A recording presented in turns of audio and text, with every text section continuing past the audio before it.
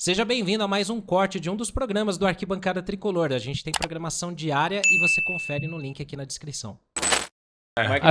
Agora, só em cima do que a gente tá brincando aqui de gestão do São Paulo, a gente tem muitos pontos para a próxima temporada também, Caio. Um deles é o FIDIC, né, que já tá assinado aí, então, pro próximo ano. Como é que você tá enxergando essa gestão do São Paulo como um todo, que herda um legado terrível do Leco, que pra mim é o pior presidente da história do São Paulo, mas por tudo que ele deixou, Exagero, ele começou a desesperar na reta final, começou a gastar o que ele não tinha e tal, e criou um legado que é difícil de ser pago, né? Acho que há um médio, longo, enfim, curto prazo aí na história do São Paulo. Como é que você enxerga a gestão Casares, que ainda assim aumenta a dívida, mas agora pelo menos tá com um plano financeiro ali que vai tentar tirar a dívida bancária a curto prazo? Cara, a gente teria que passar um programa inteiro aqui para falar de tudo sobre a gestão Casares, mas a gestão Casares. Não diferente do Leco, ele também gastou o dinheiro que ele não tinha. O ponto ele teve retorno esportivo. E nós somos torcedores, eu comemorei pra caramba e adoraria ganhar a Libertadores de novo. Olha que os caras de Itaquera não vão cair porque torraram dinheiro que não tem e o torcedor vive disso.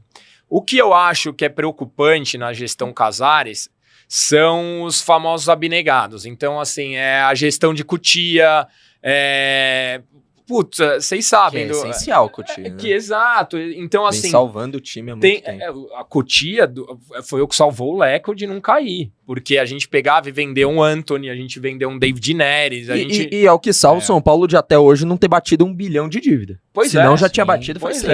E mesmo o Beraldo agora também. E mesmo esportivamente a gente teve esse Beraldo foi quem salvou essa gestão Casares de não chegar no 1 bilhão até agora, basicamente. É isso. Mas assim. Eu vejo essa questão do FIDIC como uma iniciativa positiva. A gente tem que colocar alguns pontos. Todo mundo fala, é só fazer o que o Flamengo fez. Galera, quando o Flamengo fez, era todo mundo desorganizado. Ninguém tinha mais boa gestão. Sim. Então era muito mais fácil você pagar todas as suas contas, e mesmo assim o Flamengo não caiu por causa daquela história da Portuguesa, do Fluminense e tal. Então mesmo assim o Flamengo quase caiu. Só que naquela época ninguém era organizado. Hoje em dia, você olha para cima, para a parte de cima da tabela, só tem SAF. Por organizados ou não, é dinheiro em caixa, é contratação milionária. Então não dá para o São Paulo fazer o que o Flamengo fez. Não existe mais no futebol brasileiro alguém falar, olha, não gasto mais e não cair. A não ser que tivesse algo como fair play financeiro. Alguma coisa nesse tipo. Exato. Porque aí você ia chegar pro Botafogo e falar assim, você quer gastar no Luiz Henrique e tudo mais, me mostra que você tem ganhos disso, que essa grana entra com sua torcida, venda de camisa. Mas a FIDIC do São Paulo é um fair play financeiro. Não, ela está atrelada ao teto de gasto, porque se o São Paulo faturar 1 bi, o São Paulo não vai gastar 350, o São Paulo vai gastar 500. O único ponto é que o São Paulo vai na contramão do mercado. Sim. Né? Porque mas tudo bem, mas assim... os outros não têm o fair play financeiro. Sim. Tudo bem, mas assim... Alguma iniciativa precisaria ser feita. Sim, e eu acho que essa é uma iniciativa positiva. O que me preocupa é que para esse projeto dar certo, ele precisa ser bem gerido. Sim, e são as mesmas pessoas que estão lá. Então, meu ponto de atenção é... Cara, se a gente só teve dívida até agora, a gente gastou o dinheiro que não tinha, etc. O que vai mudar desse ano para o próximo para garantir que essa FIDIC vai ser bem executada? Porque eu acho que o conceito... O Inter acabou de divulgar hoje que teve o faturamento recorde por causa da antecipação de receita e que estabeleceu um teto de 360 milhões para o ano que vem. É o mesmo teto do São Paulo. E o Inter está com um time bem formado. Com 350 milhões, se você souber fazer, que era o que a gente estava discutindo, o São Paulo pode fazer um time competitivo. O São Paulo já tem jogadores muito bons. Só que hoje o São Paulo ainda paga Jusilei, o São Paulo ainda paga Daniel Alves. O São Paulo tem uma dívida trabalhista, um passivo lá gigante, que se a gente não conserta...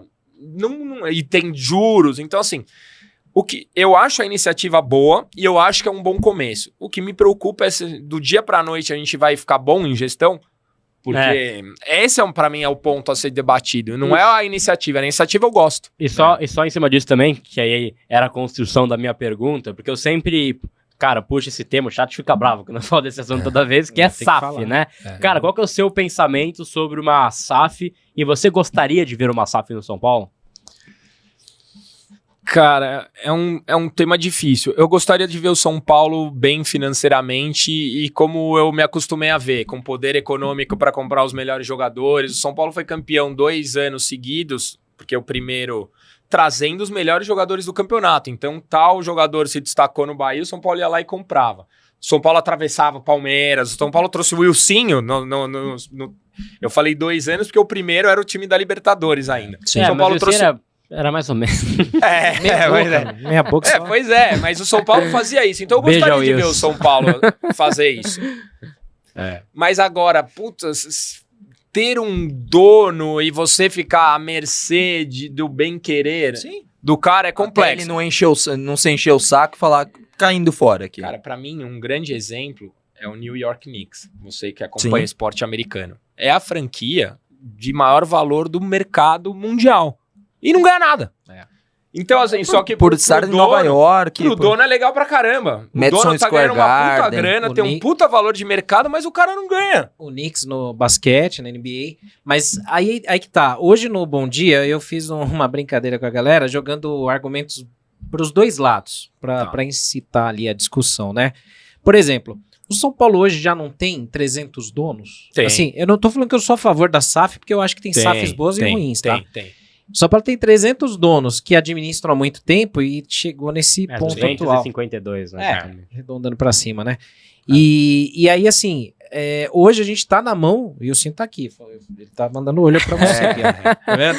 Adoro o Wilson, ele sabe muito bem disso. Mas assim, o São Paulo já tem um grupo de donos que hoje não tem, talvez, o melhor preparo. Zero. Né? Zero. Talvez não tem. Não tem. Que a gente vê há anos e anos, né? Claro que existe o risco de chegar um Roman Abramovich maluco que um dia ele brinca, ele fala, não, quero mais, vou vender pra qualquer um, né? E pode ser que nem o dono do Mônaco que separou da mulher e teve que dar metade do fortuna. Ferrou. Aí ferrou. Só que assim, se você tiver um modelo que se assemelhe, claro, não precisa ser igual, mas tipo o do Bayer, que o do Bayer tem lá um grupo de empresas que gere, o Citigroup, que é um grupo de um conglomerado, né? Eu sempre defendo isso, cara. Pra mim tem que ser assim, tem que ser um dono, obviamente, mas tem que ser um CNPJ, tem que ser um grupo City, tem que ser um grupo Red Bull, tem que ser um grupo que eu sabe que, assim, não é um cara que tá ali, o Textor, por exemplo, acho do cacete, ele é um cara que, assim, pelo visto, o Botafogo achou a sorte grande de ter um CPF apaixonado pelo clube, um cara que não tinha nada a ver, tem muita grana e tal. Mas assim, mas ele pode milhão, também, não sei. Eu acho que lembra o Milan, que foi vendido para o grupo chinês. A Inter também sofreu. Cara, o próprio Figueirense mas o Textor, só uma pausa, eu não sei, eu acho que ele tá mais preocupado com o Lyon e com o Crystal Palace, mais o Lyon ainda, do que com o Botafogo. E ele gosta muito do Botafogo nesse momento porque não tem o fair play. Tanto que aqui ele faz o que ele quiser. Almada vai pra... Aqui ele faz o que ele quiser nesse momento. Mas é que eu vou dar um exemplo, e eu acabei de criticar que o Knicks não ganha e o United não ganha. Mas o modelo do United de você ter ações abertas no mercado, então, de repente, a FDIC pode ser um caminho para o São Paulo chegar até lá. Então você tem um fundo em que o fundo paga as dívidas do São Paulo. E o São Paulo pode virar uma SA, que não tem um dono, mas que você possa ter uma participação. Você tem R$200 para investir, você acha que faz sentido você colocar seu dinheiro lá dentro, você pode ter um poder de voto, sei lá. Pode ser um modelo de negócio, mas cara, assusta um pouco, porque a gente, se você olhar para nossa história, aí ser um pouco saudosista mesmo, e eu sou dos caras que eu acho que tem que ter a terceira camisa, eu acho que tem que inovar, eu sou a favor da reforma do Morumbi, eu não sou um cara tão conservador, mas se você olha na nossa história, a gente nunca teve uma Parmalat, a gente não teve um MSI. MSI. Todos os nossos rivais já tiveram esse tipo de gestão e a gente nunca teve e a gente sobreviveu até aqui. Eu acho que o São Paulo, mais do que uma SAF, ele precisa de uma boa gestão. É isso, sim. Exato. Independentemente do modelo, se é associativo ou empresa. Então, né? Mas aí até o próprio Eduardo Amaro aqui no chat tá participando com a gente, inclusive a gente tem quase 800 pessoas conosco, deixa o like aí, você que tá com a gente no YouTube do AT, ele manda, né? Esse modelo de gestão não existe mais, vende pra um cheque que tá tudo certo. É o caminho mais rápido, entre aspas, você achar uma SAF, porque assim, tem um risco, concordo, mas assim, eu acho que o São Paulino como um todo, quando ele vê a construção dos anos, gestão Leco, gestão Aidar, vários escândalos e tudo mais, e uma dívida crescente, ele fica meio de saco cheio e ele vê que o Botafogo resolveu o problema em 2 anos. Esse barato, esse rápido pode sair caro lá na frente, pode ser algo que os clubes vão ter que pagar. Mas quando você é um cara que também já foi sócio, conhece a estrutura interna. Quando você conhece as entranhas do social e do conselho, acho que você fica muito, vende isso aí, vamos, porque cara, acho que é muito difícil dar certo com quem tem lá, viu? É muito difícil, cara. Ou pode arranjar um investidor árabe que ficou assim, o Jalim, né? Da pode reunião, ser o Jalim. né? Porque, pô, toda semana saiu, o Twitter pintava lá.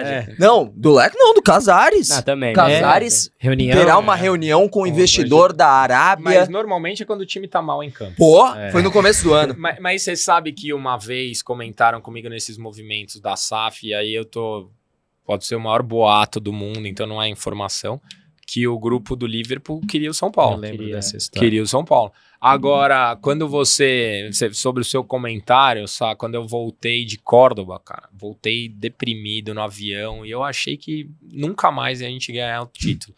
E dentro do avião eu falei, cara, se não vender essa merda, a gente nunca mais ganha nada. E ali eu no desespero, e normalmente essa vende é quando você tá no desespero, bem ou mal, depois do título da Copa do Brasil, daquela fatídica entrevista do Casares na Cultura também, o São Paulo tá tendo um momento de protagonismo. São Paulo quase derrubou o Botafogo, que espero que seja campeão brasileiro. Então, assim, eu acho que talvez a gente consiga, mas é que eu sou o torcedor otimista, né? Eu tenho esse problema. Eu sou. Não, mas tem que ser. Talvez a gente, no ano que vem, eu volte aqui e fale, cara, vende essa merda. Não deu merda, gente. É isso, porque assim, eu não tenho ideia fixa. Merda, gente. Não tenho ideia fixa, eu sou um turbilhão de emoções. Hoje eu tô acreditando, pode ser que semana que vem eu falo, vende essa porra. Porque o problema, que acho que todo torcedor pensa, é o medo da distância aumentar cada vez mais, porque a gente falava anos atrás da espanholização do brasileiro. Eu acho de você ter Barcelona e Real Madrid. Hoje, você tem 5, super clubes com grana, Vamos pensar assim, né? Palmeiras, Flamengo, Botafogo, Atlético e Cruzeiro. Sim. Atlético ferrado em dívida. Mas assim, inegavelmente, esses 5 times têm muito mais grana para investir do que o São Paulo. O que dá medo no torcedor é pensar que, como o São Paulo vai ter que segurar um pouquinho aí os planos financeiros, essa distância aumente mais. Não digo para cair, para ser rebaixado, porque eu acho que ali a briga ainda fica, né? Deus o livre. Mas para ficar eterno, um bom tempo no meio de tabela. Vivo, vai cair essa porra, não, nem brinca. Chacon invadiu. Quando eu morrer, foda-se. Depois Chacon invadiu o campo. Problema vai meu. Mas assim, a gente ficou, vamos arredondar para 10 anos. Não beba, não fume, dure muito, hein? Não, se depender do estilo de vida. Isso é verdade. Se depender da minha alimentação, ferrou. Mas assim, a gente ficou quase 10 anos sem ganhar nada. Sim. E não colocou a casa em ordem. Aí pode ser que a gente fique mais 10 e a distância aumente muito a ponto de ficar irreversível, será? Não, acho que é irreversível não, né? Cara, eu quando eu voltei de Córdoba, eu achei que era irreversível. Juro que eu achei. Porque, cara, pouca gente fala e tirando a emoção do torcedor, quando você olha o projeto que é feito do outro lado do muro ali no CT, cara, ele não é um investimento no time. Quando você olha o Flamengo, você fala, os caras estão torrando milhões num time e é por isso que o time é forte. Os caras lá, eles investiram em estrutura, eles já criaram uma categoria de base também, eles já têm a cutia deles, eles têm hotel, eles têm estádio novo. O problema dessa distância aumentar é se outros clubes fizerem esse movimento. Flamengo tá falando em estádio e tal. Enquanto eles estiverem torrando dinheiro em time, em elenco, isso aí é cíclico, cara. A gente já viu essa história acontecer com o Corinthians, a gente já viu com 200 times que torraram dinheiro e depois caíram. Então, assim, tá certo que o cara do Cruzeiro é um dos caras mais ricos do Brasil, é difícil o dinheiro acabar. Mas, assim, enquanto investir em time, eu acho cíclico. Mas enquanto fizer os caras estão fazendo... Nossa, morreu e não ali deixou centavo, né? Ali se a Leila sair, os caras vão continuar vira um patrimônio, entendeu? Não é algo que, pô, não é um cara de 100 milhões que você pagou, sei lá, o cara pode romper o ligamento e nunca mais jogar. Exato, mas o CT vai ficar ali pra sempre. É isso, você vender o Hendrick e ter o Estevão subindo, porque você tá fazendo um trabalho de longo prazo. Que é diferente. O São Paulo não aproveitou o Hendrick que estava em Cotia. Pois é, você sabe que o São Paulo, em 2024, é o único clube da Série A que não promoveu e estreou um jogador da categoria de base. Os únicos jogadores da base que... O Henrique já tinha jogado? Já tinha jogado. Já estava promovido. Já estava promovido, mas não tinha jogado. São Paulo, em 2024, não promoveu ninguém que jogou. É o único clube da Série A. Boa estatística, hein? E o que você falou... é preocupante. Sim, total. Porque caceta a gente não tem um lateral esquerdo mas eu vou falar, direito. Mas eu vou falar, eu fiz alguns jogos da base agora, recentemente, e, cara, melhorou muito na mão do Alan Barcelos. Sim. Ainda assim, talvez, eu quero que o Senna também... Acho que o Senna já falou um pouco disso, mas assim, queria ouvir um pouco do Caio também. Cara, muita gente fala, pô, se o Estevão pode jogar no Palmeiras, por que o Rian não pode jogar no time do São Paulo que precisa mais desse garoto? Você acha que, de fato, a gente tem muito medo de lançar essa molecada? A gente não tem um cara tão diferente? Então, por exemplo, o Rian não é tão diferente quanto é o Estevão, por exemplo, pra sair jogando? Ou você acha que faz bem o São Paulo em segurar pra não queimar o moleque? Eu acho que a gente tem que tirar o Estevão dessa conversa. Sim, o Estevão é... Só pula o Estevão. Sim. Eu acho que o São Paulo tem total condições de colocar alguns moleques pra jogar, inclusive o Rian. O que eu acho que é injusto e ingrato é você colocar a responsa do Rian e vai lá e ganhar a Libertadores. Puta, aí você queima o moleque. Mas a gente tem o Caleri, a gente tem o André Silva. Pô, por que não colocá-lo pra começar a dar rodagem? E eu não entendo até porque o William Gomes não tá tendo essa, porque ele jogou muito bem. Esse é um negócio a ser questionado. Cara, eu falo, mas assim, o Paulistão eu fiquei puto, porque a gente tinha o Felisberto, tipo assim, assim, mais jovem que seja, é um estadual contra o Santos, cara, jogou mal, tira o moleque 30 minutos, ninguém vai lembrar. Jogo com o Guarani. A maior cagada de planejamento lateral, tá nas costas do Carpini. Total. Que não usou ninguém da base. Não usou um legado, ele não colocou o Yang pra jogar, não colocou o William, não colocou ele ninguém. Tem culpa, mas talvez de ter aceitado algo que tenha sido conversado a partir da direção. Da mesma direção de não usar não. Talvez. Talvez. Sim. Aí, eu acho que é do Carpini. O que veio, na época que veio, foi no Paulistão Crespo. Por exemplo, por que as lesões que aconteceram no São Paulo, num período sem pré-temporada e tudo mais, até não igual, mas um pouco na semelhança do que vai acontecer agora em 2025, uma pré-temporada mais curta. Beleza. A diretoria falou, Paulistão é prioridade. Precisa... O Crespo deu aval, então ele também tem culpa nisso tudo. Claro. Entendeu? Esse que é o ponto. Mas o Carpini... Eu não sei se foi o Carpini sozinho ou a diretoria falou, Mas é que pelas entrevistas que ele dá... Ele não gosta da base. Ele tava de cueca cheia pra não ser demitido. Mas é isso que eu ia falar. Ele jogou na segurança. Ele só não pôs porque o São Paulo começou a desandar no Paulista e não podia perder mais pontos. Tanto que ele classifica na última rodada com o gol do Lucas de pênalti contra o Ituano. O pênalti também, a gente ficou... Nossa, a gente tava no Caribe, assistindo no hotel, puto. Eu tava xingando todo mundo também, até aquele gol. Então, só que assim, o meu medo de tudo isso daí que a gente falou, de base, de tudo isso, que é uma coisa que você falou, e a gente tem uma faixa etária, acho que parecida. Apesar de eu parecer bem mais novo. Não, há controvérsias, né? Mas assim... A época dos anos 90, o Palmeiras teve uma injeção de grana com a Parmalat, mas não investia em estrutura. E agora fizeram. Então você tem tudo isso aí que preocupa, porque, por exemplo, o meu medo, vou falar de uma forma mais grosseira, é que o São Paulo vire como é o Independiente da Argentina. Que, assim, no sentido de comparação ao que River ficou no passado. Que ficou no passado, é o maior campeão de Libertadores, é o gigantesco lá. Só que perante ao River e ao Boca, mas principalmente ao River, o Independente tá muito pra trás. A gente não pode deixar essa distância também. É que eu acho que o São Paulo tem um fator diferente, porque eu já pensei nisso também. Eu falei, puta, principalmente voltando de Córdoba, eu falei, o São Paulo acabou. São Paulo é a nova portuguesa. É isso aí. Meu, chorei o voo inteiro. Eu pensei nisso.